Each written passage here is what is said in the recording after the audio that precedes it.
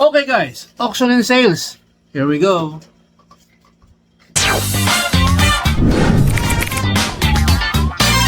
Nick Knock Talk. Woo! At iyon, no? Welcome guys sa Nick Knock Talk. At ito, nakakuha naman tayo ng mga auctions na ating na acquire. I think kahapon to no? And meron tayong kinuhang mga pick up sa mga sales ni Whistle Toys again, no?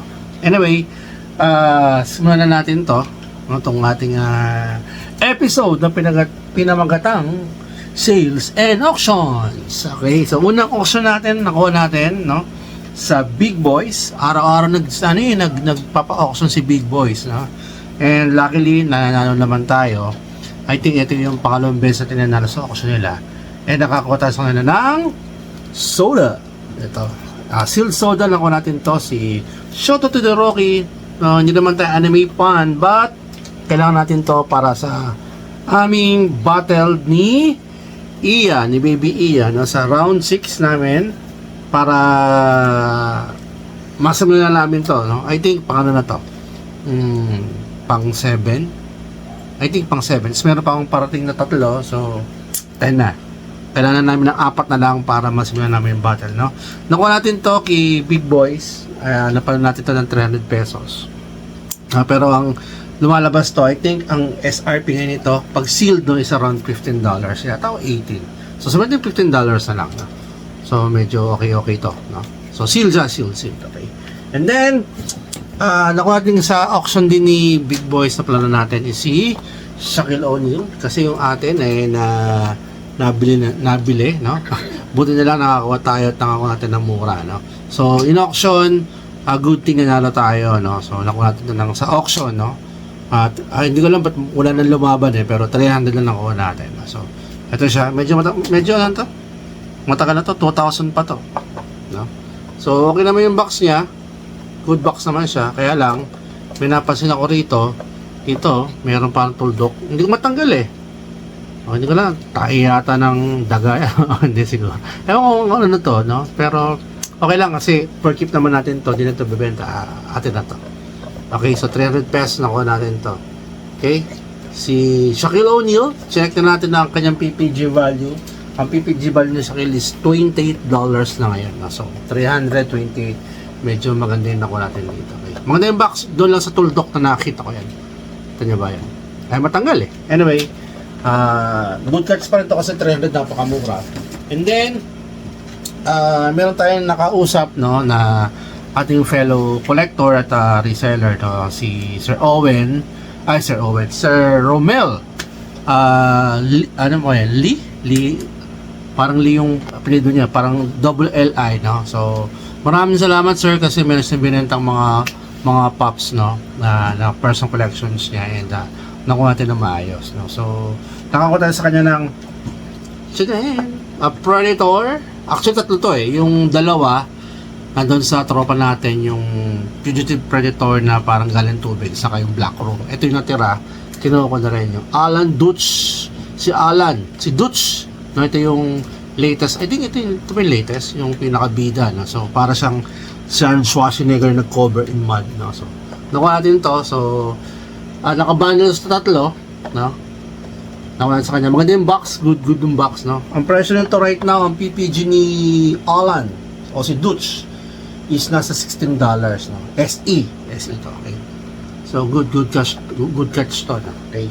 Tapos, pumunta tayo ngayon sa Whistle Toys, no? Nung pumunta tayo, nakuha natin yung Predator, dinala natin sa barkada natin na si May Rex Ramos, and then malapit kasi Whistle Toys, so dumaan na rin tayo. And then may nakuha tayo sa kanya, no? Nakuha natin sa kanya 3 pop to na murang-mura. Yung unang-una nakuha natin dito is yung anime to. Sayang hindi ko mapalakpas kasi mura. Nasa na to ng $299 ng isa, no? Itong Killua, tama ba? Killua Soldic. So, sorry sa mga anime fan kung hindi ko mabigkas ng tama, no? Pero ito yung nakuha natin. Nakuha natin ng $299 to, SE. Ang box is in good condition, of course, galing kay Whistle Toys yan. pwede ka mamili ng box, no? And I think ang PPG price ngayon ni Kilua is around $18 ba? $18 to. Medyo hindi pa ganun mataas, pero para sa $299, very good deal to. Okay? Kung gusto nyo bilhin to, let me know. For sale naman to. Okay? And then, nakakuha tayo ng dalawang marble. Kailang, sayang hindi na kompleto eh. Yung, meron kasi siyang nakasale na 200 each. Nakuha natin yung dalawang to. Sayang, wala rin tatlo. Mabubuko sana, no? Itong Marble Mech Strike, no? Nakuha natin si Green Goblin na for 200 pesos. Nakasale siya kasi kay Whistle Toys, no? Kung pupunta kayo sa store, maraming pagpipili. May mga 200, may 299 na mga sticker. Tapos meron sa cheese na is parang 1,111 lang. And then yung mga deluxe sa 550. So, bisitahin nyo po yun na makikita nyo po sa store nila yung mga sale pa. Sana may abutan pa kayo, no? So, address po 656 Del Monte Avenue, Quezon City. Yung po yung Whistle Toys yung address. Ito na ko natin sa 200 ang isa. Ang ganda nito, Green Goblin, no? Hindi ko siya masyadong na-appreciate nung una nakikita ko to. Pero nung nakita ko ng personal, ang ganda, no? Sayang hindi ko naman mabubuo to, no?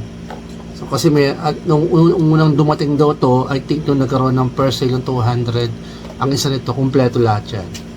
Hindi ko na nakita si Thanos, si Venom, and si Doom. Kasi hindi ko masyadong,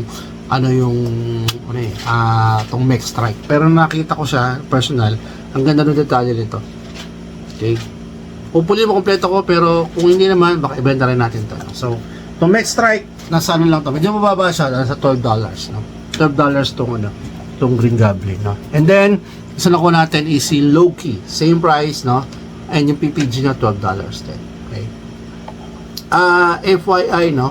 May nadinig ako ang nauna yatang nilabas ang Funko Pop bago yung comics ng Marvel na Mech Strike. Ewan ko totoo yun, ha? Pero comment down below kung totoo naman, no? Kung totoo yun ako, kung info. Yan. Kasi hindi lang ako masyado nagbabasa ng mga latest comics, yung mga dati na binabasa natin, yung mga old comics na hindi ko nabasa. No? Kanina kakatapos ko lang ng Venom na Funeral Fry, nung 1 to 3 lang yon, and then tapos ko na basahin, so I'm planning to sell it, na. So ito yung Mech Strike, okay, na Loki, no? Again, $12 nito, parang si Green Goblin. Ayun, so yun yung lang nakuha natin today, no? Medyo mahina tayo ngayon, nakano lang tayo, anim na pop, no? Pero yung PPG value niya, medyo panalo pa rin tayo dyan, kasi yung nag-house natin dito sa lahat, no?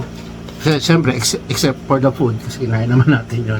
Yung total na gas natin dito is 1,699. Pero, yung actual value natin, na kinumpute natin yan, kinumbert na rin natin sa peso, in means of dollars, is nasa 5,859. So, 5,858. So, kung iisipin nyo, medyo malaki-laki yung yung ating acquired, no? Nag-gain natin dito sa pickups na to na 4,159. Kaya, sulit pa rin, no? So, yun po muna guys. Medyo short lang tayo. Papansin nyo, iba setup natin yan kasi yung usually natin pinag-susutan walang ilaw, medyo malabo. Kaya ito mo tayo sa temper. Okay?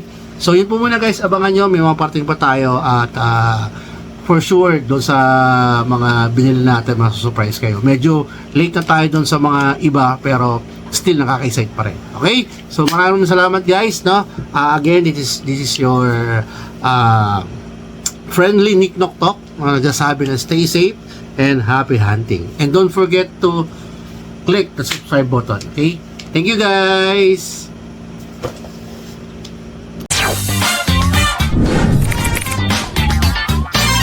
Nick Knock Talk. Woo!